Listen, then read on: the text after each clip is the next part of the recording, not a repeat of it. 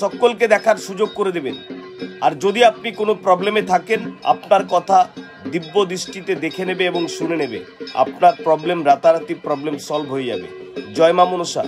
তোমার এই ভিডিওটি দেখে মা যদি কেউ একবার তোমার নাম নেয়, তার সকল মনের ইচ্ছে তুমি পূরণ করে দিও। মা মনসার এই মন্দির সত্যি এক মিরাকেল, অলৌকিক হলেও কিন্তু বাস্তব। এই মা মনসা মন্দির থেকে সবাই উপকৃত হচ্ছে।